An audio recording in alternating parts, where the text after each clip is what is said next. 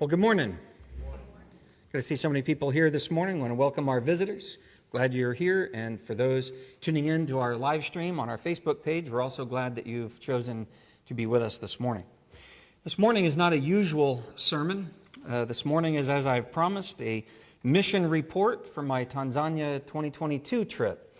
Brothers Ed and Andrew that also went with me, they are also giving their reports today. So that gives me encouragement that I'm not standing alone. I've chosen to title it, Radical Orators on the Long, Rough Road. And that'll make sense here in just a little bit. The image here is from the picture I took. That was a familiar sight for the 3 days we were in Iringa of driving, as the local preacher there termed it, the long, rough road to Kilolo. We often saw cattle and cars coming directly at us. And our driver would swerve at the very last minute, very last second to avoid them because these cows weren't moving. They didn't care how big we were. We also said it changed the American idiom when something would happen when the cows come home. It would happen every day around 4 because that's when the cows came home and we were right in the thick of it. My fellow preachers, Ed Smith and Andrew Roberts, we went from August 31st of this year to September 13th. We met up with a local preacher. His name was Zuberi Mwakyami. Our mission was to encourage saints and preachers to continue in their work, to be autonomous and independent from preacher training / Bible schools and American money. That really was our mission there, and I'll have more on that in a second. But at first, I have the great honor to bring back greetings to you from the Kilolo Church of Christ in Iringa, and from Dar es Salaam, the Kizawani Church of Christ, Chanika Church of Christ, and the Mwanambaya Church of Christ. And I sent your greetings to each and every one of these places I went as well. And before I begin, I want to start by thanking you, the brethren here at Courthouse, for your love and your support and helping to fund me to be able to take this trip, because without you, I wouldn't have been able to go. And so I am very, very grateful for you. I want to begin by looking at two passages. I want you to turn with me to Acts 14 and start in verse 26. And we're going to read chapter 15, verse 36, which I have as our text in just a second. But in Acts 14, verses 26 through 28, Paul and Barnabas are returning from their first missionary trip. They're returning back to Antioch, where it all began. And notice some things. It says from verse 26 of Acts 14, "From there they sailed to Antioch, from which they had been commended to the grace of God for the work that they had accomplished. When they had arrived and gathered the church together, they began to report all things that God had done with them and how he had opened a door of faith to the Gentiles. And they spent a long time with the disciples." When they got back, they gathered the church together and they reported all that God had done. And that's what we're doing today. We're all here together, and I'm going to share with you what transpired there in Tanzania. And as they talked about the open doors is a phrase that is used to talk about opportunity. I want to share with you some of the opportunities that we were given over there and the opportunities that are still available there now. But Paul and Barnabas concluded their first missionary journey by returning to Antioch, where they had come from, and they reported to the whole church what God had done through them and those open doors, those opportunities that he presented. Then after the Jerusalem Council in Acts 15, Paul and Barnabas wanted to go and strengthen the congregations that they had started in those cities, and that's where we want to read in Acts 15:36. "After some days, Paul said to Barnabas, 'Let us return and visit the brethren in every city in which we proclaim the word of the Lord, and see how they are.' Then a fight over taking John Mark ensued, and they split up. And so Paul took Silas to do exactly what he had intended to do with Barnabas." Our mission to Tanzania, the reason I chose this passage, was a lot like this. Our mission was like Paul and Silas's mission on Paul's second missionary journey. That was to check on established congregations and strengthen and encourage them. We met with multiple congregations and we met with multiple preachers. We studied with them and we answered their questions through Q&A sessions. Yes, we did present lessons, but a lot of the teaching, I would say the majority of the teaching, was done through the Q&A, because that's where they told us what they wanted to hear. When they asked us their burning questions, they told us what was on their hearts. And so it was a great opportunity that I was happy to be a part of. But this was a word we heard quite often, Mzungus. It's the plural for what I was in Africa, Mzungu. It means white man or white person. It originally meant, it comes from the root word that means confused and lost. When it was used of European settlers the first time they stepped foot in Africa hundreds of years ago. They had a word that meant white, and the word for white in Swahili is the word for paper. And they said the white man was not quite the same color as paper, and so it would be disrespectful to refer to the white man as paper. So they made up a word that meant white man, and it means that today. And we were called this daily. Explorers that came to the African continent for the first time hundreds of years ago, they stood out. They had the lost and confused look on their face. They wandered aimlessly about. That's also part of this word. And so that's the word that has still been used today, Mzungu. And I'll tell you, we stood out everywhere. We were called Mzungu daily by little children, by shopkeepers. Those passing by on the street would stop, stare, and point, Mzungus! And even the brethren, we would be called Mzungus. It was the word we became very familiar with, and it was shocking at first, that culture shock of being pointed at and yelled a name, and as we got to know what that was, we found out they did not mean it derogatory. Again, they thought the derogatory would be to call us paper, but they called us white man. That was we were told over and over and over by local preachers and locals everywhere that word had become a term of endearment, but it was also a term of respect to show it was a word of explanation. You're a white guy, and you don't belong here. Come buy our stuff. In fact, shopkeepers would say, one of the days we went shopping, shopkeepers would say, come to my shop. I give you the Swahili price, not the Mzungu price. And we are pretty sure that we were cheated, and we paid the Mzungu price more than once. But to their culture, they believed if you were a Mzungu or if you were with Mzungus, and I'll tell you a story about that a little later on, it meant you had money. Or if you were one of the locals with Mzungus, which was the case, that means you had access to Mzungu money. And so there was quite a difference in price if they were giving us a price versus the locals. So oftentimes the local would take our money and get us the better deal. Because the local would start by saying, I'm not Mzungu. But here are the Mzungu preachers, or as a local preacher there called us, radical orators. And I loved it. I said, that's going on a business card. In fact, I would not be hurt at all if you guys decided to change the sign out there and put radical orator and then my name. I would be happy with that. Here are the players that went. Brother Ed Smith, he was from Paris, Tennessee. This is his 5th time to Tanzania. Brother Andrew Roberts, my friend, he's from Tampa, Florida. You guys got to meet him back in April of 2019. He came for a gospel meeting. You might remember this last this last May, we had Edwin. Edwin and Andrew worked together at Tampa. Andrew was the sweet tea and Edwin's the lemonade. So you guys have got to meet both of them. But Andrew, this was his 2nd time to Tanzania. And then there's me. This was my first time basically anywhere, so everything was new to me. And we had some obstacles to overcome. And I'm going to share with you some of those obstacles that we had to overcome, especially for me.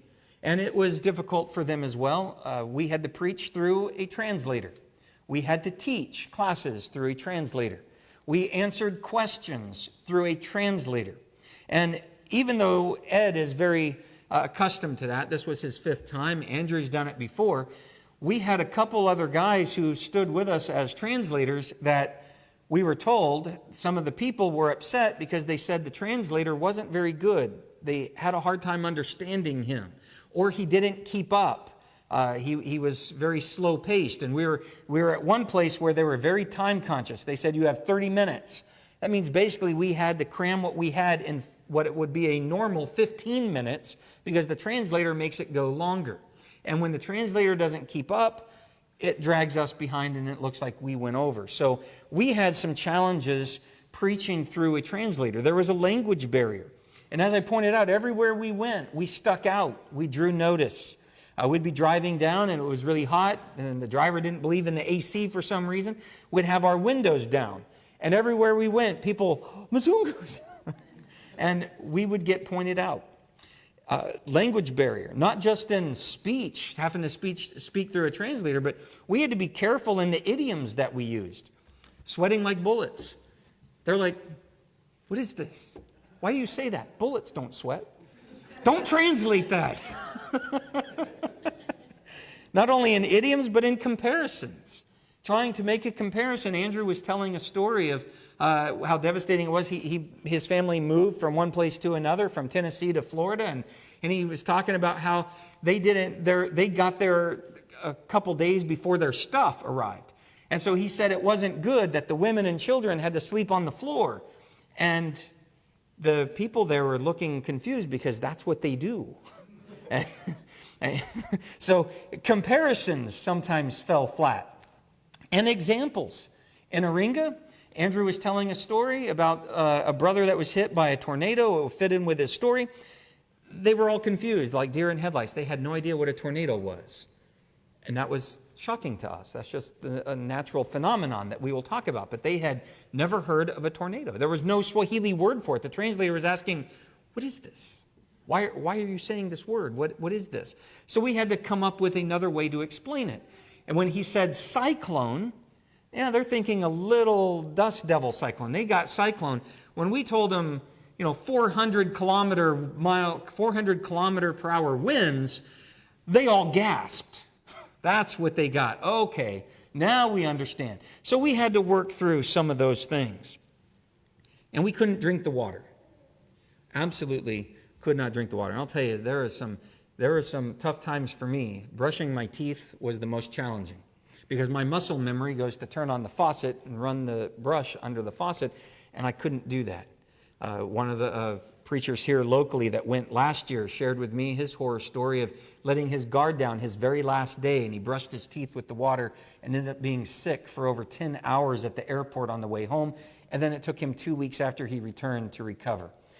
So I had that in mind, and Andrew and I shared a room. We shared costs, we shared a room, and we told each other we were going to watch each other's backs. We made sure we each had a very large bottle of water on the sink, and that I had to change my muscle memory just to brush my teeth.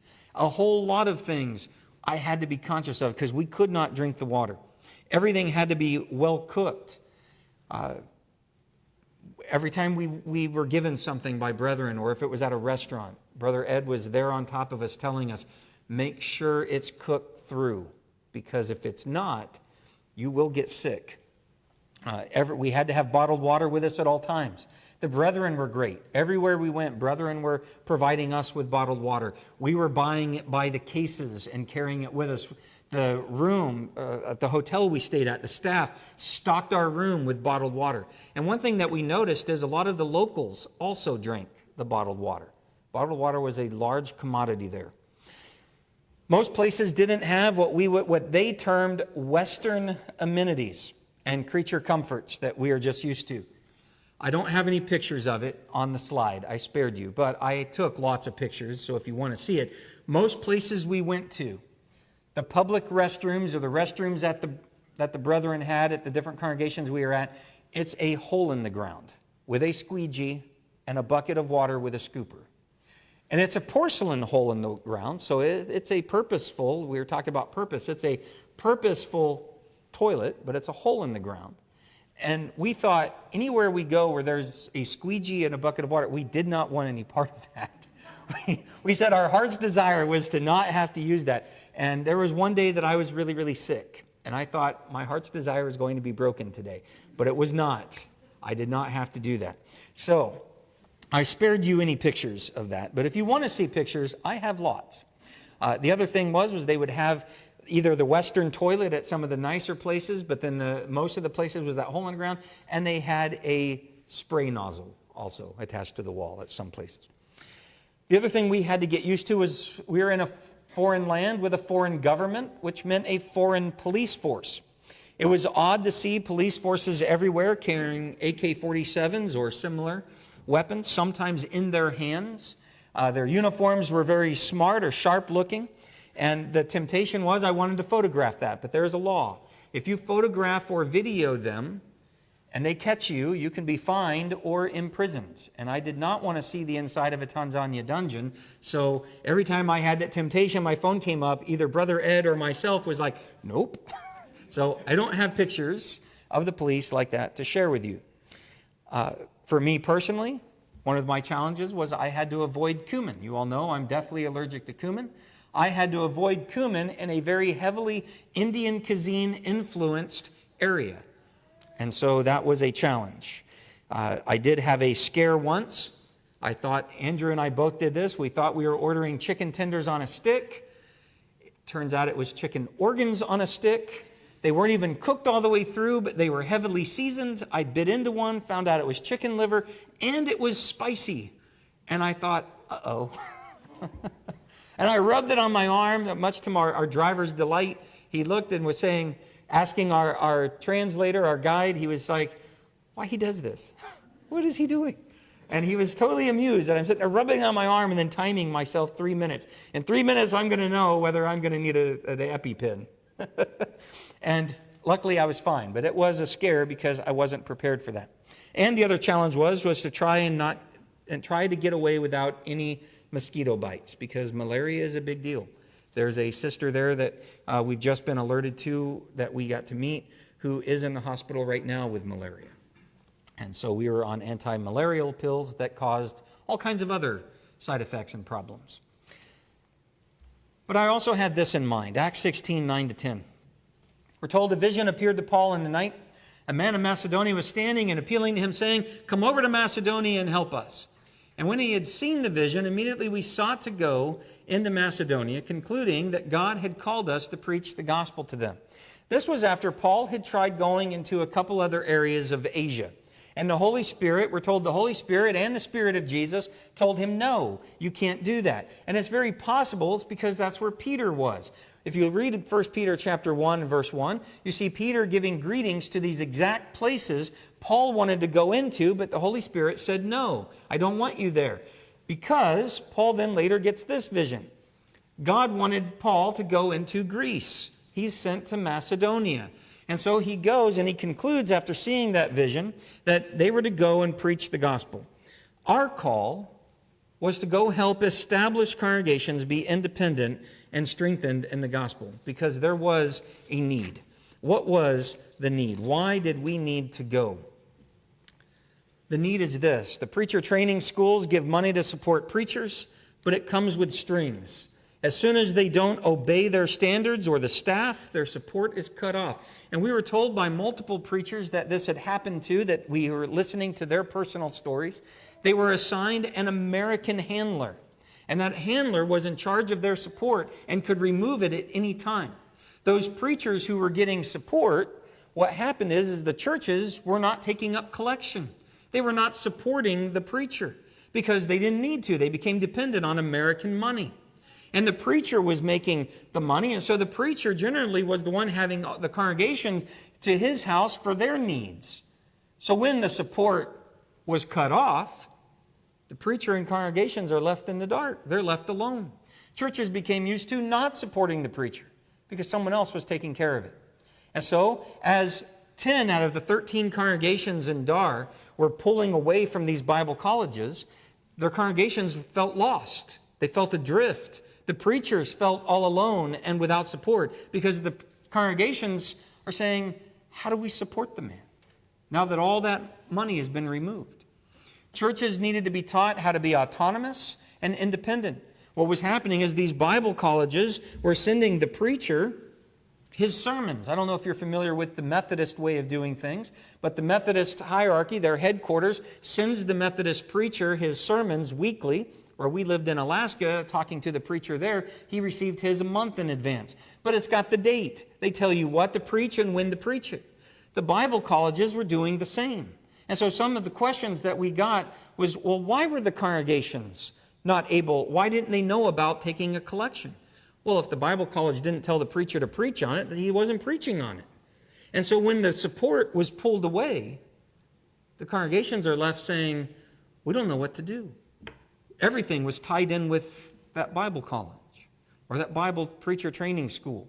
So the churches needed to be taught how to support themselves and their preachers. Older preachers weren't teaching or training other preachers because the church may like the other guy better. They may have to share their support. Or if the congregation likes the other guy better, then they might lose their support altogether. And so older preachers were not training younger preachers. Churches and preachers needed encouragement. They needed to study what the Bible says on these things. And to study what the Bible says, not what another American preacher came to say. We were very careful to tell them we were independent. We were not there to tell them what to do. We were there to study with them so they can see what the Bible says they were to do. And so we had a mission when we went. Our mission was to encourage the brethren, let them know they are not alone. That no matter what our skin color, whatever our background, however many miles we traveled, we were there as brothers and sisters to study with them and to teach on church autonomy and how to become independent. To teach and train them not to be Americanized or dependent on American money. To study the biblical way to train preachers and how to support them. We're told that Paul took Timothy along with him. He took Titus with him. He trained them. He didn't tell Timothy, go to Jerusalem, study at the preacher training school under the apostles, and then come find me. Paul says, you come with me, and he trained him. Well, some churches there are already doing it the right way. The local preacher that is now my friend and our guide and our bodyguard, Zuberi, he and another man, Brother Godwin, who you'll see pictures of a little later on, they both are training young men that are working with them to become preachers. And that's a great thing. We were there to encourage and equip the local preachers to carry out their work so the churches can thrive on their own, so the congregations can be independent. When we first arrived, the first place we went was a city called Iringa. The three of us American preachers, we flew to Dar es Salaam, Tanzania. And then on September 2nd, 2022, we met up with our translator and guide, local preacher from the Mwanambaya Church of Christ, Zuberi Mwakyami. Zuberi was a celebrity of sorts, we found out. He had been the goalie for the Young Africans football team, we call it soccer, for Tanzania. And over the course of our 2-week visit, he acted as our translator, our guide, and bodyguard. There were lots of times he would say, guard your possessions, many thieves, many thieves. And other times where he would say when we got in the car, the reason I had you guys go ahead of me was you were being cased by 2 men. He did act as our bodyguard. And as you can see, he's a fairly big guy. He made an excellent goalie, tried to get the ball past that guy, and he made an excellent bodyguard as well. We flew out that morning to Iringa. It was an 1.5-hour flight on a 12-passenger plane, a Cessna Grand Caravan. I have flown on these before in Alaska, but it was a first for everyone else in my party. Andrew, Ed, and Zuberi had never, ever flown before, and this was his first plane. There were 12 passengers and 1 pilot. The 13 of us, we said, was like Jesus and the apostles. We're just traveling in the air. It was so rocky, I was nauseous. I thought, oh boy, poor Zuberi. But he didn't say anything. He didn't say anything until we got back to Dar after we flew back on that little plane when he says, I feared for my life many times. So,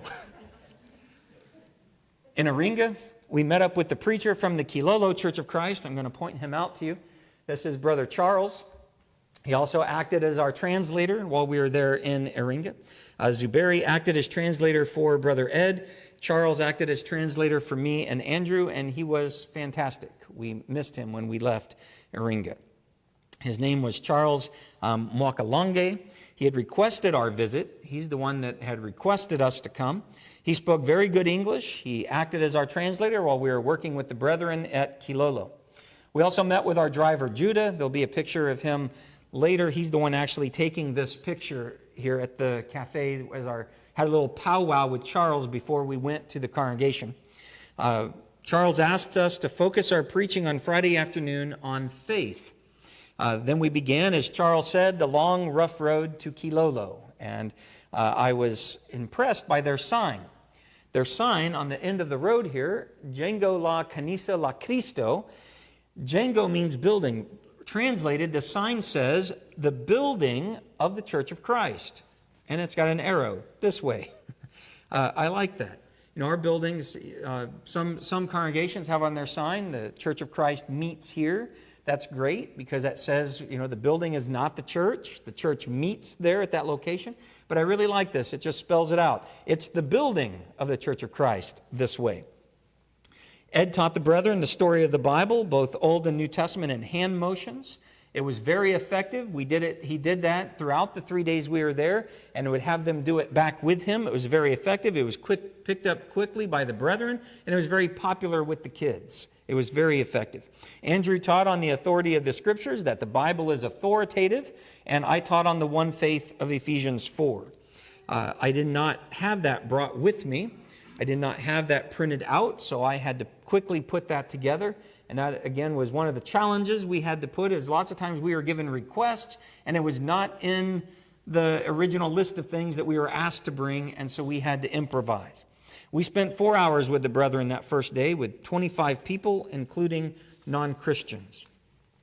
The next day, on Saturday, we spent 8 hours with them. We had a Q&A after our teachings. There were 30 people, including non-Christians.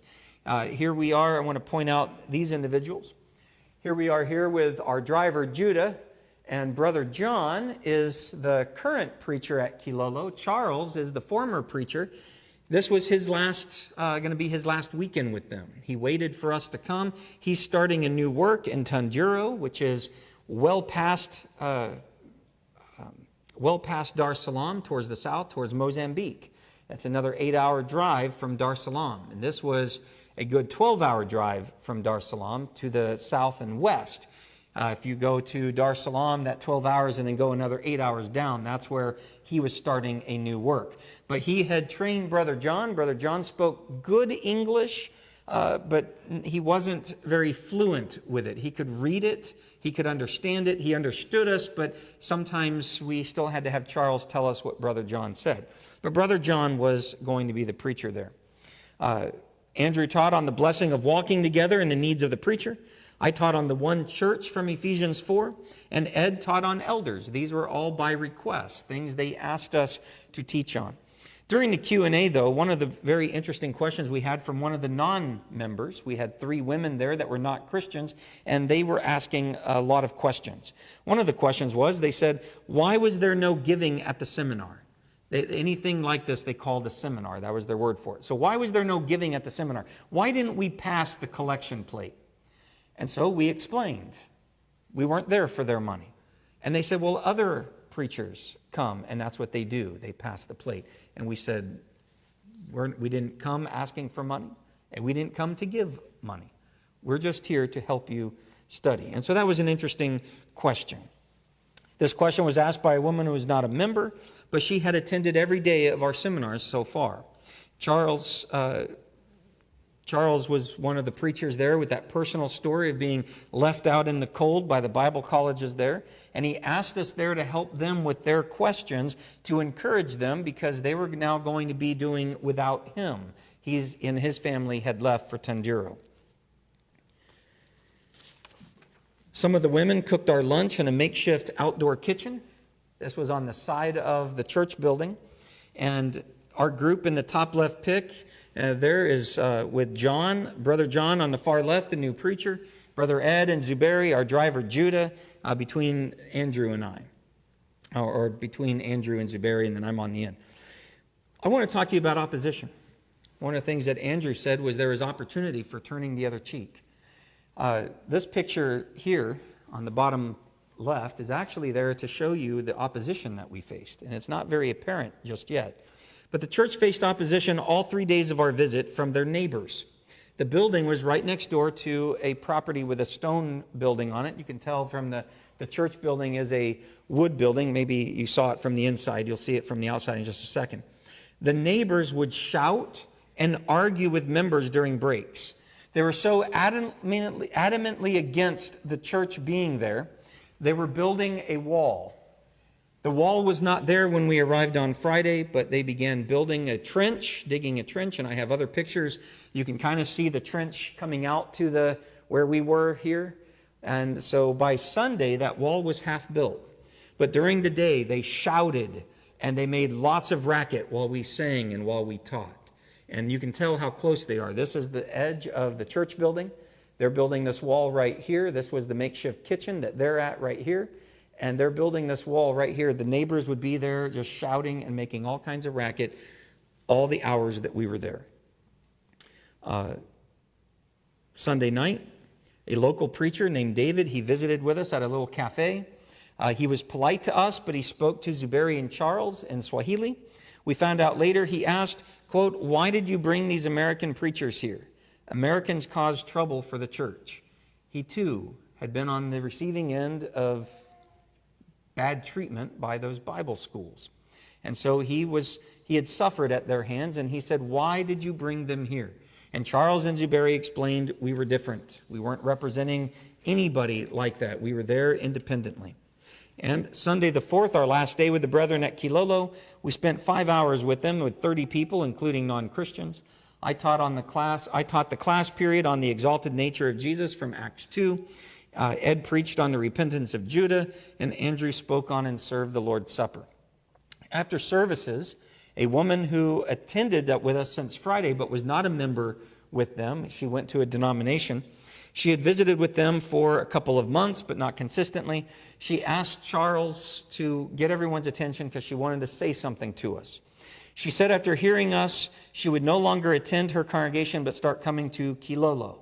And then to show her appreciation, she presented Ed with a small bag containing 3 hard-boiled eggs. Well, there's 4. I thought there were 3. 4 hard-boiled eggs. And it was a tear-jerking moment. It was very precious and special. I wish, had I known what was about to happen, I would have been able to jump up and get a better shot and get a video of it. But as it is, that was kind of the shot that I had of her appreciation for us. Because of the way it was prepared, we couldn't eat it, so later on we were able to pass it on to Charles for him and his family. I was impressed with how many children there were every day and who were so well behaved through 4 and 8 and 5 hours of preaching and teaching. There were 16 of them all together, and this is them eating their lunch under this tree. And I'd wanted that shot for days, but the brethren would serve us our lunch, and they would not eat until we began to eat. There were no utensils, so we ate with our hands, and they showed us how to roll the rice to eat it the right way. And I was not going to touch my phone with rice all over my hand. And so on Sunday, they did it differently. They served the children first, and I was able to get the shot that I had been wanting for days, because they did this every day. All 16 of them went and sat under that tree together, and it was a precious moment, and I won it, and I'm so glad I was able to get that picture. And then the congregation gathered together. So I can tell you the Church of Christ at Kilolo sends their greetings as we all assembled together here in front of the building. Then on Monday, September 5th, we flew back to Dar es Salaam and we relaxed a bit. We spent time with Brother Moshe. He's an elder from the Mbagala Church of Christ, and he's a tailor. And he measured Andrew and I for suits and a shirt. And here we are after being measured, and this is the suit he tailored for me. This is an African-style suit. I love it because there is no tie and it's short-sleeved. And this is the outfit you've been mostly seeing Zuberi wearing. He has different African-style suits. Brother Moshe is wearing one, but long-sleeved. You can have it long or short-sleeved. But this is what most of the brethren would wear. Some wore standard suits, but we wanted an African-style suit, and Brother Moshe measured us for that. We had requests from the Kizuani congregation as to what they wanted lessons on the next day. So we spent that evening and the early next part of the morning of Tuesday morning preparing lessons on faith, vision and dreams, and the role of godly women in the church. And then Tuesday the 6th, we were with them. There were 31 people. We met with the man who invited us there in the first place. He'll be pictured later, Brother Diego Godwin. He's the preacher at Kizuani. For brothers Ed and Andrew, it was a reunion, for they had met him before. For me, again, all new. So I was happy to meet him and get to know him. We spent the next 3.5 hours teaching and answering questions. Ed taught on walking by faith, not by sight. Andrew taught on not trusting in visions and dreams and a lesson from Jeremiah called Jeremiah and Dreamers. It was very good. I taught on helpers, the role of godly women in the church. What I presented to you last week was what I presented here by their request. And there are two young ladies. You'll see their picture later. I will point them out. Two young ladies, Sarah and Rosie. Rosie is Zuberi's daughter. They had beautiful singing voices. I couldn't help it, but I took some video of some of the hymns that we sang because their singing was so phenomenal. Wednesday the 7th began with a Q&A at Kiziwani, and we answered questions and taught for another 3 hours with 29 people in attendance. There were lots of questions about trusting in your dreams and visions. One of our takeaways was no matter where you go in the world, there's always that one guy. There's always that one guy. He's got an agenda and he won't let it go.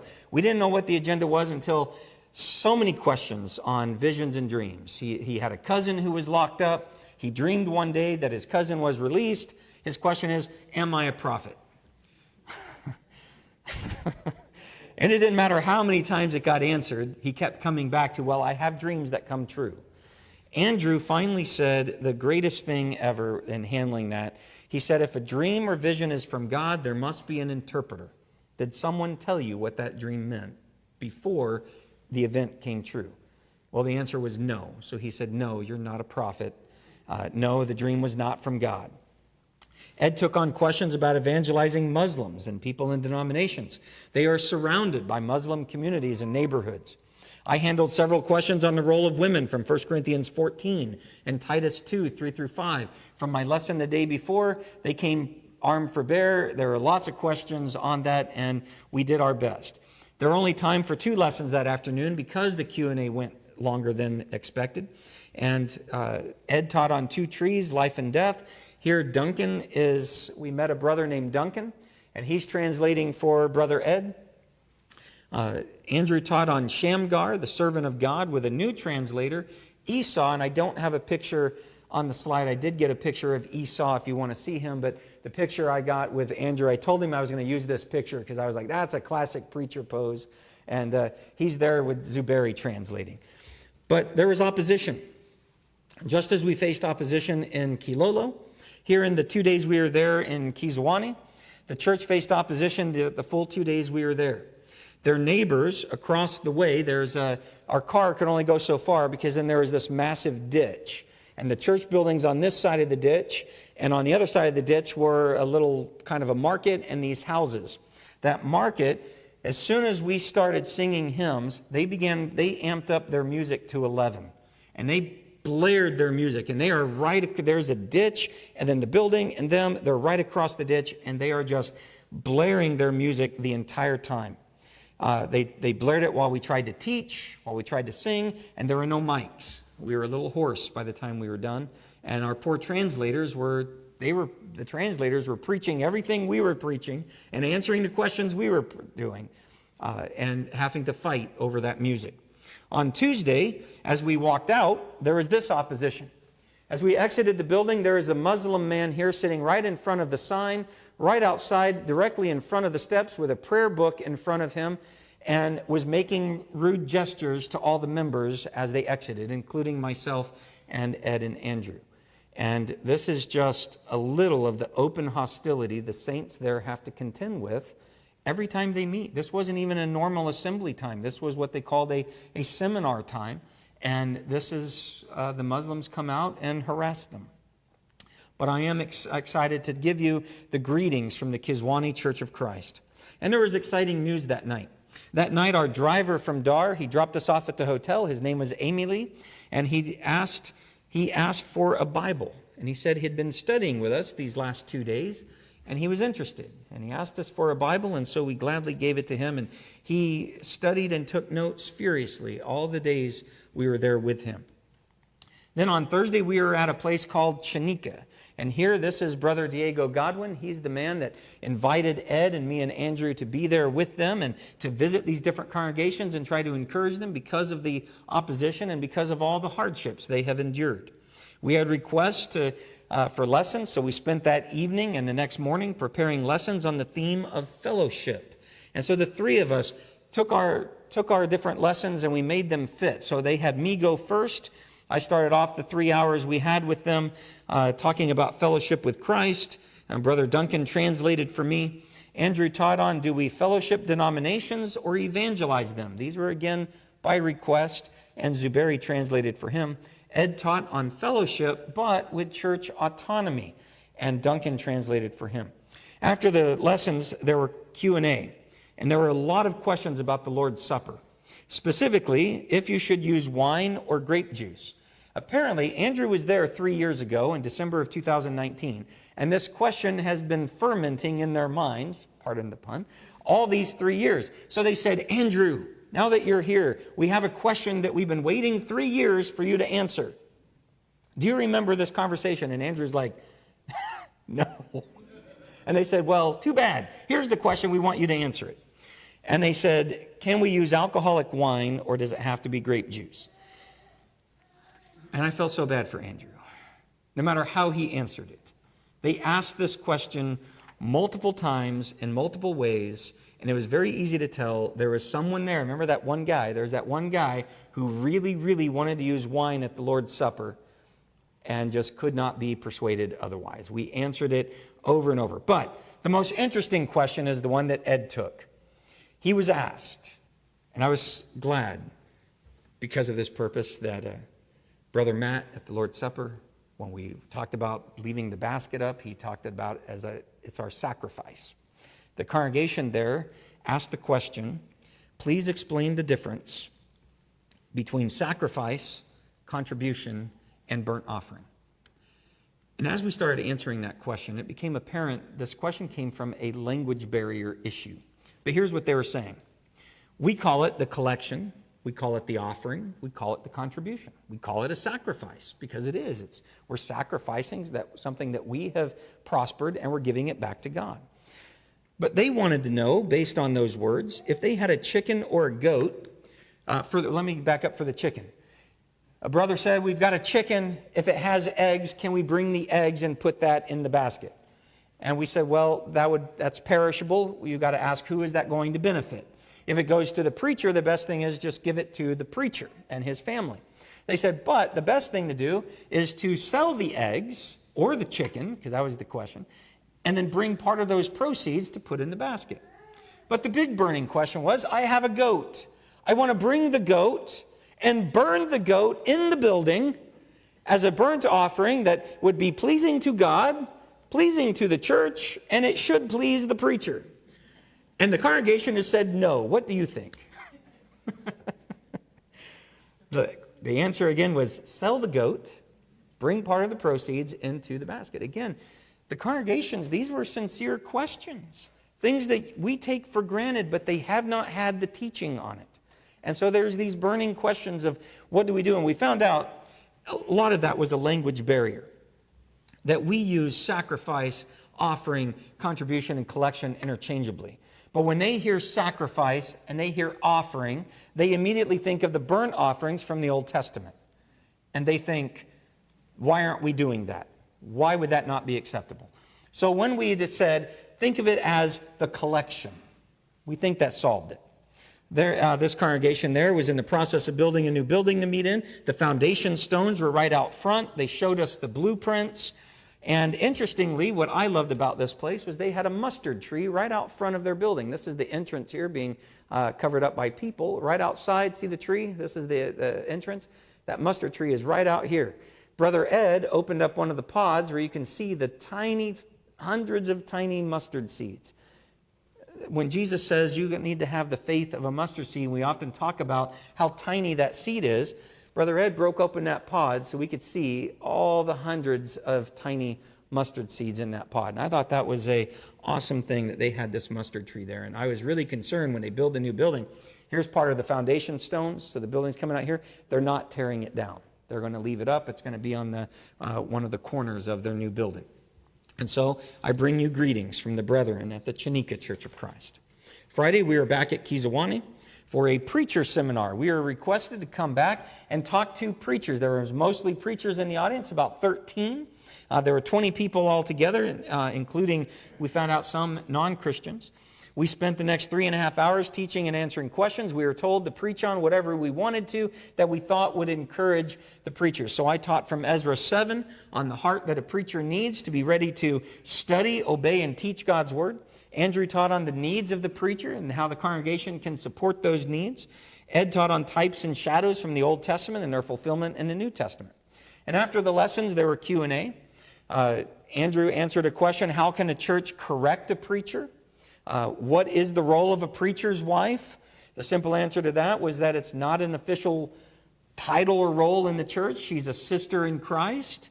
But the most interesting question was, here's the most interesting question we were asked by a group of preachers, mind you, in this preacher seminar. Should husbands listen to their wives since Adam got in trouble from listening to Eve? We said, no, absolutely not. Go home and not listen to your wife and see if you get in any trouble. Andrew handled that very, very well. But some things, again, we shake our heads at and we go, wow, things we take for granted. But here they faced opposition. The church faced the same loud music opposition as the first 2 days we were there, but in addition to that, a Muslim man stood right out front with a bullhorn, shouting loudly at us for quite a while. Ed was able to catch some of it on video during Andrew's talk. The video, you can try to hear Andrew, but you hear the man on the bullhorn right outside. So again, things that we take for granted. We come here, we feel safe.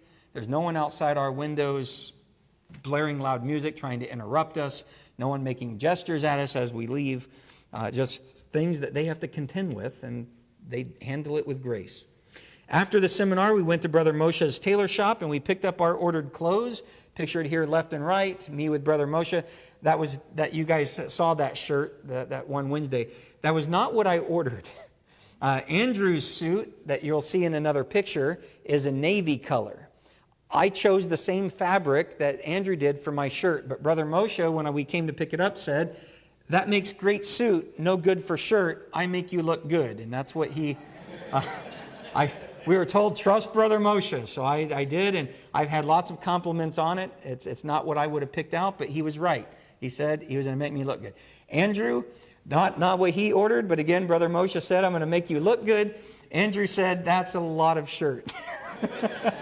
But Andrew wears it, and I think he looks good in it. The next day, on Saturday, before we were invited to a home Bible study. And before we went shopping and experienced the haggling at the shops, and we saw the fish market. Again, shopkeepers saying, come to my shop. I give you Swahili price, not Mzungu price. We're pretty sure we paid Mzungu prices at least once, probably more. A lot of things went on at the fish market, and if you want to see, I got lots of other pictures. But the fun part of Saturday was that home Bible study. Brother Diego Godwin invited us to his home. I had never been to a home Bible study where there were 18 people in attendance. And there were 18 people sitting there asking questions. We had no agenda, nothing prepared. We were told to just come and answer questions. And for nearly 4 hours, and I wrote down each question, and I wrote down each one. So there were 13 questions that took up our time. But the day started off with a really wonderful story. 2 restaurant servers at our hotel that morning, as we were loading up the van, asked for Bibles. The one who asked is the one here on the right. Her name is Zura. She asked for a Bible for her very shy friend, Dora. And we were told, Zura said, my friend is a Christian, but she has no Bible. Can I get a Bible for her? And we said, absolutely. And the Bibles we had loaded into the van, we had promised to another brother. So I said, I need to run back up to my hotel room. Before I did, she says, I said, do you need a Bible? And she said, I'm Muslim. I have no need for a Bible. And then before I left, I got called back, and she said, I really am interested, though. I will study with my friend. Can I have a Bible? So I dart up to the room to go get a Bible. Zuberi has these little flyers made up for his congregation. And so he gave her all his contact information because we're leaving the next day. And I came back down with the Bible and heard another pretty cool story. As she stood there talking with Andrew and Zuberi, she said, if I become the Muslim gal here, Zura, she said, if I become Christian, do I have to change my name? And Zuberi answered that and said, no, you just need to change your heart. And she said, oh, okay. So then we went to the home Bible study. Lots of questions. I'm not going to go over all the different questions, but one of the exciting experiences was Emily. Emily was our driver. He's the one who asked for a Bible on Wednesday. He asked a question, and he asked a question from his culture. He has a 4-year-old daughter out of wedlock. He told us that his culture is that you sleep with a woman, you fornicate first to find out if she can bear children before you marry her. And so he has a 4-year-old daughter out of wedlock. The girl he's seeing right now is Muslim and is telling him that she'll only marry him if he converts. So that's one of his hardships. And he's asked for our prayers on his behalf. And so that's something for you to remember. But his question was, what about children out of wedlock? Are the children in sin? And we answered that. Just about what was fantastic was about everybody in that room answered his question. And it was fantastic. Brother Godwin's son, he's down here, Samuel, he asked a question. He said, is it a sin to use a Bible app during services instead of a paper Bible? I said, if it is, I'm in trouble because that's all I had with me. I totally forgot to pack my travel Bible. Many farewells took place there from the brethren at Kiswani, as we would not see most of it again this trip. Brother Duncan, he's sitting here on... Actually, let me go back. Brother Duncan is sitting here on the couch. He was our translator and became a friend. He, in his farewell address to us, called us radical orators and invited us to come back. The women invited our wives next time, saying, the men and the preachers get encouragement, but who encourages us?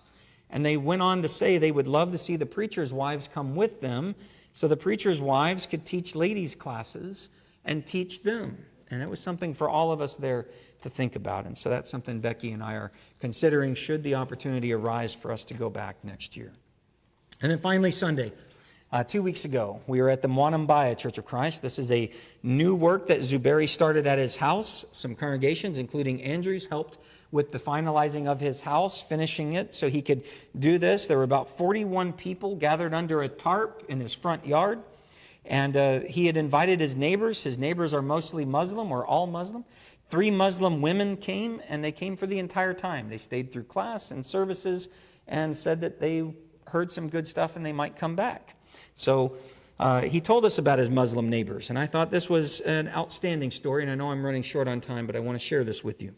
When he moved in and began expanding his home to house the church there, the Muslims threatened violence, including stabbing him and beating him and his family. He dug a really big well to be able to house the church there and have plenty of water.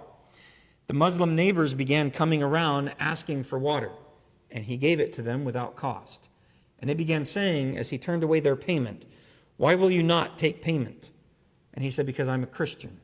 And they said, "After everything we said to you, you will not take payment." And he said, "No, I will not take payment for the water because I am a Christian." And they said, "Does that mean you think you're better than us? You're a good man?" And he says, "Don't call me good. I'm just a Christian. And this is what Christians do." They've left him alone, and they keep coming to him for water. And now 3 of them attended services for the first time 2 weeks ago. And so we're very hopeful that his congregation will continue to grow and have those, again, those open doors, those opportunities to talk to the Muslims in his community. It was an encouraging day. Many visitors, 41 people, 5 different congregations represented there. The Mwanambaya Church of Christ, Kiswani that we had visited at, Chanika we had visited at. We had not visited at Mbagala, but we had met members from there, and they were there, and Kingugi. And in fact, one of the preacher's wife from Chanika was there. She came to see us off one last time and to be part of the ladies' study that happened. And this all happened while chickens ran free. If you look at Andrew's up preaching, there's chicken running around his feet. I made sure to include that picture because that's not something we see back here every day. Andrew did the class on Jesus, Lord, Liar, Lunatic, or they don't have a word for lunatic, so he changed it to crazy man in Swahili by Andrew. And the Muslim ladies were there to hear that Jesus is Lord. I preached on a lesson that you have heard called I Love Barabbas. And so they heard that Jesus took Barabbas's cross, and they heard that he took their cross, and they were there for that. And the Lord's Supper was spoken about and served by Ed, all making the connection again about the importance of Jesus on the cross. And the brethren at the Mwanambaya Church of Christ send their greetings to you. After services, it was time for pictures with the brethren. Me with Rosie, Zuberi's daughter, and her friend Sarah. These were the two young ladies that were at Kizwani with the most beautiful singing voices. They followed us here to Mwanambaya, and we got to say goodbye to them. Zuberi's wife, Josephina, is pictured here with Zuberi, and she's the one that led the ladies' study afterwards, talking about how they can evangelize their neighbors in their area, how they could be an influence for good to their Muslim neighbors. We said our goodbyes. We gave Sarah a ride home, and she wanted final pictures with us, so here she is in the back of our vehicle saying goodbye. Here's Zuberi's family. He's got 11 children. 5 are still at home. He's got 3 sons. This is the youngest. His wife, of course, was not there. She's outside teaching the ladies' study. This is a young woman named Grace. She's a young convert, a new convert there very recently. And Zuberi's kind of adopted her into his family. So she was also there with us at Kizwani and Chanika and here at Mwanambaya. I'm out of time, and I was hoping I could get to some highlights. I'm just going to go through these real quick so you can see the pictures. I won't be able to tell you all of it. Just that the ladies at Kizwani, Rosie and Sarah and Grace, they wanted pictures with Andrew and I, and so we got together with them. One of the things that we saw in the of that highlight, one of the things I did want to talk about was one of my favorite things of our day was at the end of the day, we gathered together for dinner, me and Andrew and Ed, and we had a little powwow. We talked about the day. We talked about our lessons and how if they complemented one another. We talked about what worked and what didn't. We talked about the requests that we had for the next day. We talked about the questions we had, that sometimes the questions were written down for us to be prepared for the next day. We talked about the questions. We talked about our answers. We talked about our effectiveness. And we talked about all these things at the close of the day. And it became one of Andrew's and I's favorite things of the day was that powwow at the end. Did it work? What didn't? To build on the successes of that day and to avoid the misses. It was a beneficial time for me, and it was an experience I won't soon forget. One of the highlights for me was getting to visit the Indian Ocean. It made a personal record for me of being able to be in and touch 4 oceans: the Pacific, the Atlantic, the Arctic, and now the Indian. And our driver, Amy Lee, he jumped in the water with me. And then he got a farewell picture with me as he dropped us off at the hotel for the last time. While we were there, we met a Maasai. This is the type of people that are in the north in the Serengeti that Scott teaches, the different villages of the Maasai people. If you read his reports, you'll recognize that name, Maasai.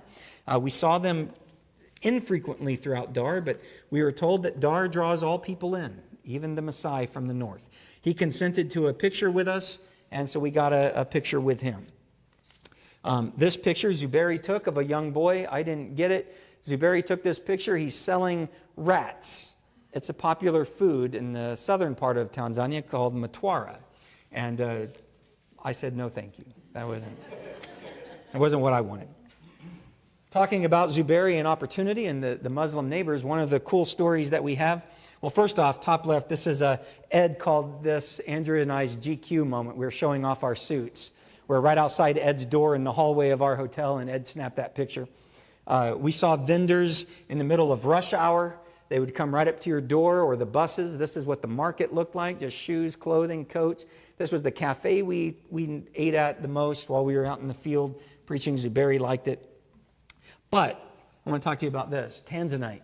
It is only found in Tanzania.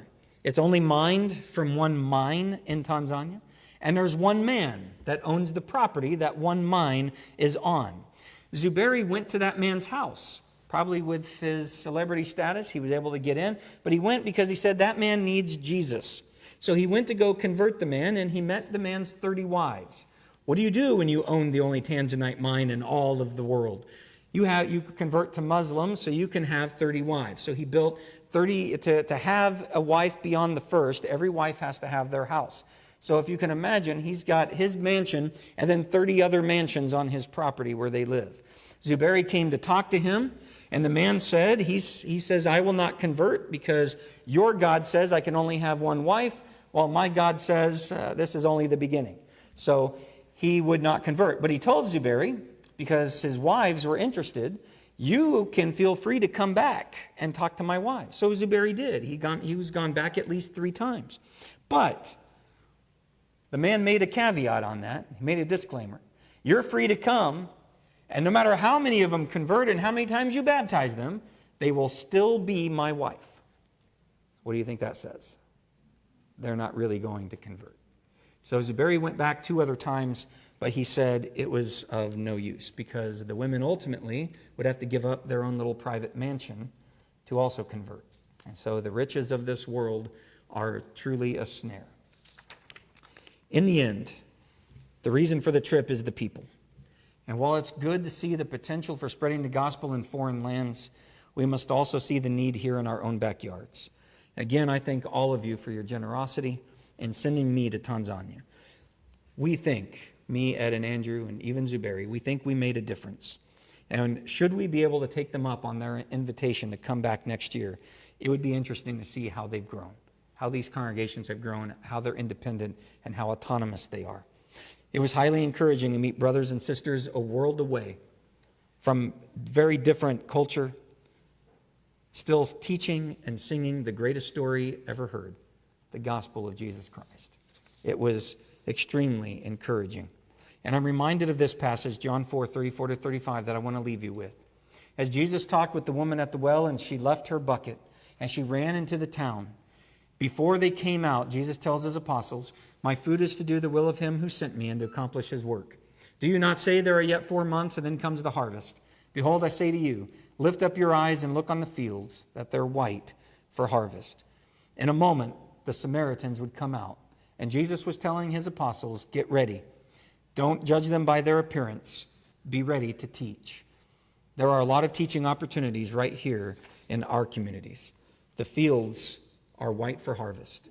And my encouragement to you is to look for opportunities to teach, for ways to support the teaching of the gospel to a lost and dying world. And I am so thrilled and happy to have had this opportunity. And I know I couldn't have done it without you. And so that concludes my report. And it's only the half of it. I can only tell the half of it. I'll have to tell the other stories as you ask for them and show you the pictures as you ask for them. So with that, this morning, if you're not a Christian, you need to become one, that you can be a beneficiary of the greatest story ever told. And that is that Jesus Christ died for you. He took your cross. He took your place on it that you might be forgiven of your sins. And if you hear the gospel and you're ready to believe it and put him on in baptism, don't wait another moment. You can do that this very minute. And if you are here this morning as a Christian not living the way that you should, now's the time to turn back, come back to God, knowing his arms are wide with forgiveness and our arms are wide with forgiveness. And let us pray with you and for you. Come forward, let your request be known while together we stand and while we sing.